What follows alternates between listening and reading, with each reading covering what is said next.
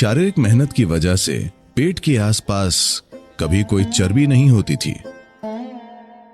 कम उम्र में अगर कोई लड़की पेट पर चर्बी जमा कर लेती है तो वो खुद परेशानी को बुलावा दे रही है। तो ये बहुत जरूरी है कि कुछ चीजें की जाएं।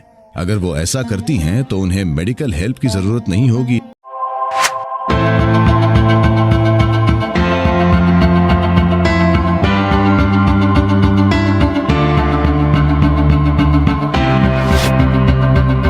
आज की दुनिया में जैसा सामाजिक ढांचा है, जिस तरह से जीवन के कई पहलू व्यवस्थित हैं, उसकी वजह से महिलाओं को पुरुषों से कहीं ज्यादा सेहत का ध्यान रखना पड़ता है। सिर्फ इसीलिए कि प्रकृति ने महिलाओं को बच्चे पैदा करने के लिए एक बहुत ही विस्तृत सिस्टम दिया है। हम सभी किसी महिला के गर्भ से ही पैदा हुए हैं, तो अंदर एक विस्तृत व्यवस्था है। अगर आप अतीत को देखें तो आमतौर पर महिलाएं 15-16 साल की उम्र से अपनी जीवन की प्रजनन प्रणाली का इस्तेमाल शुरू कर देती थीं। वे शायद जीवन भर या कम से कम उनके पूरे प्रजनन जीवन में किसी तरह से अपनी प्रजनन प्रणाली का उपयोग करती थीं। अगर किसी महिला के जीवन में 6, 7 या 8 बच्चे होते थे तो शायद वो पूरा जीवन व्यस्त रहती थी। तो प्रजनन अंगों का एक तरीके से उपयोग होता था।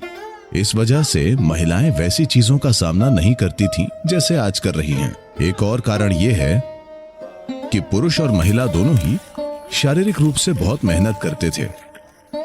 शारीरिक मेहनत की वजह से पेट के आसपास कभी कोई चर्बी नहीं होती थी। कम उम्र में अगर कोई लड़की पेट पर चर्बी जमा कर लेती है तो वो खुद परेशानी को बुलावा दे रही है। इसके बारे में कोई दो राय नहीं है। ये जीवन के कई वांशिक और दूसरे पहलुओं पर निर्भर करता है कि ये कब होता है, पर पेट पर चर्बी जमा हो जाए तो एक युवा महिला पक्का परेशानी को बुला रही है। समस्याएं होंगी। शायद वो ऑफिस में काम करती हैं, इसीलिए पर्याप्त शारीरिक गतिविधि नहीं होती, पर उससे कोई फर्क नहीं पड़ता क्योंकि उस काम में ज्यादा शारीरिक मेहनत नहीं है। अगर आप किसी खेत में काम करती हैं तो बात अलग है। मुझे लगता है कि आप जिन समस्याओं की बात कर रही हैं वो ज्यादातर शहरी महिलाओं में हो रही हैं, क्योंकि उनकी शारीरिक गतिविधि कम है। भले ही वो सुबह आधा घंटा या 1 घंटा व्यायाम करती हैं, पर बाकी समय वो बस बैठी रहती हैं। तो इस वजह से उस हिस्से में पर्याप्त गतिविधि नहीं होती। ये एक वजह है। दूसरी बात यह है कि प्रजनन प्रक्रिया का उपयोग नहीं किया जाता। ये एक और वजह है। तो अगर आप अपनी प्रजनन प्रक्रिया का उपयोग नहीं कर रही हैं, यानी अगर आप 21 साल की उम्र से पहले बच्चा पैदा नहीं कर रही हैं, तो ये बहुत महत्वपूर्ण है कि आपको हठ योग जरूर करना चाहिए। अगर आप जिम करते हैं या दौड़ते हैं, ये वो करते हैं, दौड़ना फिर भी ठीक है, पर अगर आप सिर्फ जिम में मांसपेशियां बनाकर फिट दिख रहे हैं तो ये अच्छा नहीं है। आपको तीव्र हठ योग करना चाहिए। 12 साल की उम्र से अगर कोई बच्ची हठ योग करना शुरू कर देती है तो ये सभी समस्याएं जिन्हें ज्यादातर लोग एक बड़ी समस्या मानते हैं और अपने भीतर विकास के हर चरण से बहुत ज्यादा संघर्ष से होकर गुजरते हैं, ये लड़कियां उनसे बिना किसी दिक्कत के होकर गुजरेंगी।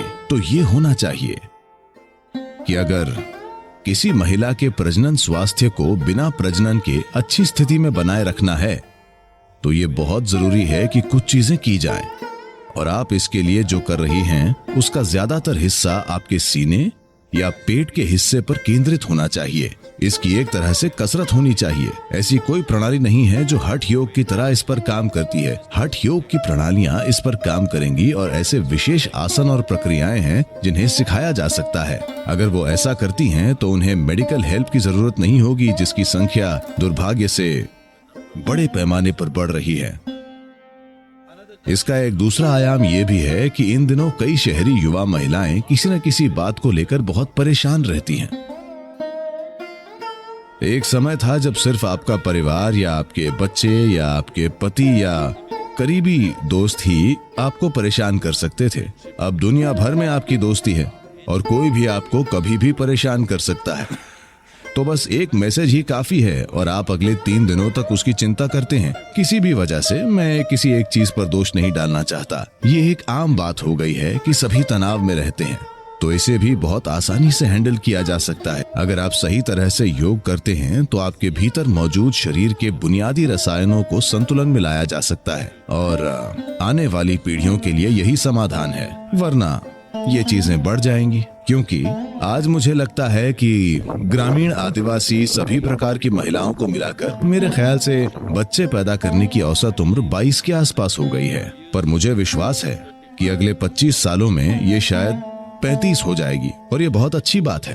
अगर ये 35 तक पहुंच जाती है और महिलाएं खुद की देखभाल नहीं करती हैं, तो युवा महिलाओं में ऐसी समस्याओं की संख्या कई गुना बढ़ जाएगी। अपना ख्याल रखने का मतलब दवाएं लेना या डॉक्टरों के बारे में नहीं है।